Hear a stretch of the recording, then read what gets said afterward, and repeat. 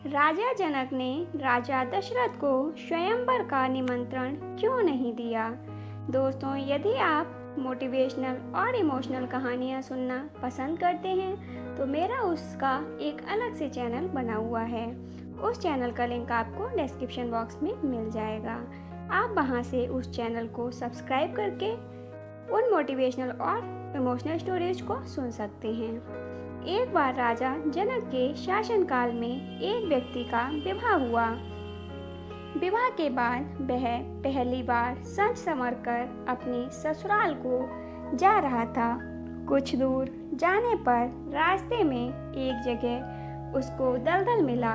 उसने थोड़ा पास जाकर देखा तो उसमें एक गाय फंसी हुई थी जो शायद फंसे फंसे मरने की दशा में आ गई थी। उस व्यक्ति ने उसको देखा तो उसके मन में गाय को बचाने का ख्याल आया, परंतु दूसरे ही क्षण मन में एक और विचार आया। उसने सोचा, ये गाय तो कुछ देर में मरने वाली ही है। अगर मैं इसको यहाँ से बाहर निकालने इस दलदल में घुसा तो मेरे कपड़े तथा जूते खराब हो जाएंगे और मैं अपने ससुराल में ऐसी हालत में कैसे जा पाऊंगा। यह सोचकर वह गाय के ऊपर पैर रखकर आगे बढ़ गया। जैसे ही वह आगे बढ़ा और गाय ने जब उसे जाते हुए देखा तो उस व्यक्ति को शाप दिया कि जिसके लिए तू जा रहा है उसे देख नहीं पाएगा। यदि तू उसे देखेगा भी तो वह तत्काल ही मृत्यु को प्राप्त हो जाएगी। यह कहकर कुछ ही क्षण में गाय के प्राण निकल गए। उस शाप को सुनकर वह व्यक्ति दुविधा में फंस गया। उसे अपने किए पर बहुत पछतावा हो रहा था, परंतु अब कुछ नहीं हो सकता। जो होना था वो हो गया। अब वह व्यक्ति गौ शाप से मुक्त होने का विचार करने लगा। मन में बहुत बड़ा बोझ लिए वह ससुराल पहुंचा। वहां पहुंचकर वह दरवाजे के बाहर ही बैठ गया और यह विचार करने लगा कि अगर मेरी नज़र मेरी पत्नी पर पड़ गई तो क्या होगा। कुछ समय बाद परिवार के अन्य सदस्यों ने उससे घर के अंदर चलने का अनुरोध किया, किंतु वह नहीं गया। रास्ते में जो घटना घटित हुई थी उसके बारे में भी किसी को नहीं बताया। उसके दिमाग में तो गाय के द्वारा दिया गया श्राप बार बार गूंज रहा था। जब उसकी पत्नी को उसके घर के अंदर न आने की बात पता चली तो उसने अपने घर वालों से कहा कि चलो मैं ही चलकर उन्हें घर के अंदर लेकर आती हूँ। पत्नी ने जब जाकर उससे कहा कि आप घर के अंदर क्यों नहीं आ रहे हो और मैं जो भी बोल रही हूँ उसे सुनकर भी मेरे सामने होते हुए भी मेरी ओर क्यों नहीं देखते हो। वह व्यक्ति अपनी पत्नी की बात सुनने पर भी चुप रहा। काफी अनुरोध करने के बाद उसने रास्ते में घटित सारा वृत्तांत कह सुनाया। पत्नी ने कहा, मैं भी पतिव्रता स्त्री हूँ, ऐसा कैसे हो सकता है। आप मेरी ओर तो देखो। अपनी पत्नी की बात सुनकर उसने ज्यों ही नजर उठाकर अपनी पत्नी की ओर देखा वैसे ही उसकी आंखों की रोशनी चली गई और वह गाय के शापवश पत्नी को देख ही नहीं सका। उस व्यक्ति की पत्नी भी पतिव्रता थी, इसी कारण उसकी मृत्यु नहीं हुई। यह देखकर पत्नी अपने पति को साथ लेकर राजा जनक के दरबार में गई। वहां जाकर उसने सारा वृतांत कह सुनाया। राजा जनक ने राज्य के सभी विद्वानों को सभा में बुलाकर समस्या बताई। उन्होंने अपने दरबार में बैठे हुए ब्राह्मणों को कहा, हे ब्राह्मण देव, गौ शाप से निवृत्ति का कोई सटीक उपाय हो तो बताएं।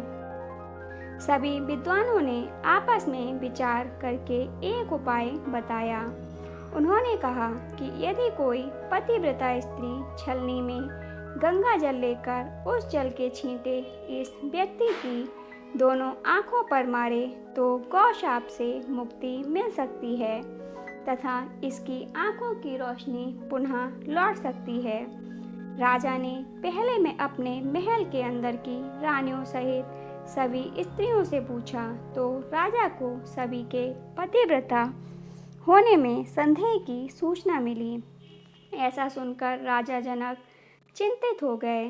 तब उन्होंने आसपास के सभी राजाओं को सूचना पहुंचाई। उन्होंने उन्हें संदेश में कहा, उनके राज्य में यदि कोई पतिव्रता स्त्री है तो उसे ससम्मान राजा जनक के दरबार में भेज दिया जाए। जब यह सूचना अयोध्या के राजा दशरथ को मिली तो उन्होंने सब पहले अपनी सभी रानियों से पूछा। प्रत्येक रानी का यही उत्तर था कि राजमहल तो क्या, आप राज्य की किसी भी महिला, यहाँ तक कि झाड़ू लगाने वाली ही क्यों ना हो, उसे भी पतिव्रता ही पाएंगे। राजा दशरथ को इस समय अपने राज्य की महिलाओं पर आश्चर्य हुआ और उन्होंने अपने राज्य की सबसे निम्न कार्य के अनुरूप माने जाने वाली सफाई करने वाली को बुलाया। उस महिला से राजा दशरथ ने सम्मान पूर्वक पतिव्रता होने के बारे में पूछा तो उस महिला ने स्वीकृति में सिर हिला दिया। तब राजा ने यह दिखाने के लिए कि अयोध्या का राज्य सबसे उत्तम है, उस महिला को ही राज सम्मान के साथ जनकपुर को भेज दिया। राजा जनक ने उस महिला का पूर्ण राजसी ठाट बाट से स्वागत सम्मान किया। तब राजा ने उस महिला को समस्या बताई, साथ ही ब्राह्मणों द्वारा जो उपाय बताया गया था वो भी बताया। महिला ने राजा को उस कार्य को करने की स्वीकृति दे दी। अगले दिन महिला छलनी लेकर गंगा किनारे गई। वहां पहुंचकर उसने प्रार्थना की, हे गंगा माता, यदि मैं पूर्ण पतिव्रता हूँ, यदि मैंने अपने तन और मन से अपनी पति को ही परमेश्वर माना हो, तो गंगा जल की एक बूंद भी छलनी से नीचे नहीं गिरनी चाहिए। ऐसी प्रार्थना करके जब उसने गंगा जल को छलनी में भरा तो जल की एक बूंद भी नीचे नहीं गिरी। यह पवित्र गंगा जल कहीं रास्ते में छलक कर नीचे ना गिर जाए, यह सोचकर उसने थोड़ा सा गंगा जल नदी में ही गिरा दिया और पानी से भरी छलनी को लेकर राज दरबार में आ पहुंची। राजा और दरबार में उपस्थित सभी नर नारी यह दृश्य देख आश्चर्यचकित रह गए। तब उस महिला को ही उस व्यक्ति की आंखों पर छींटे मारने का अनुरोध किया गया। उसने ज्यों ही गंगा जल के छींटे उस व्यक्ति की आंखों पर मारे, त्यों ही उसके आंखों की रोशनी वापस आ गई। ये देखकर दरबार में उपस्थित लोग बहुत ही प्रसन्न हुए। तब उस महिला को पूरे राज सम्मान के साथ पारितोषिक दिया गया। जब उस महिला ने अपने राज्य को वापस जाने की अनुमति मांगी तो राजा जनक ने अनुमति देते हुए जिज्ञासावश उस महिला से उसकी जाति के बारे में पूछा। तब उस महिला द्वारा बताए जाने पर राजा आश्चर्यचकित हो गए। यही कारण था कि सीता स्वयंवर के समय राजा ने सोचा कि जिस राज्य की सफाई करने वाली इतनी पतिव्रता है तो उसका पति कितना शक्तिशाली होगा।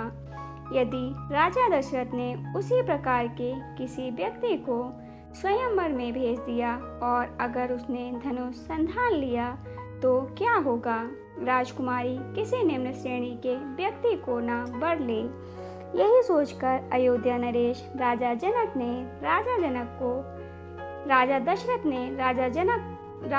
ने राजा दशरथ को निमंत्रण नहीं भेजा, किंतु विधाता की लेखनी को कोई आज तक नहीं टाल सका है।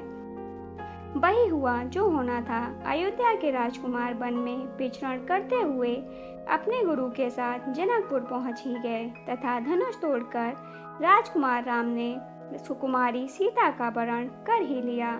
तो दोस्तों, ये कहानी आपको कैसी लगी कमेंट बॉक्स में ज़रूर बताइएगा। यदि अच्छी लगी हो तो लाइक और शेयर कीजिएगा और ऐसी ही अन्य कहानियों को सुनने के लिए चैनल को सब्सक्राइब कर लीजिएगा। धन्यवाद दोस्तों।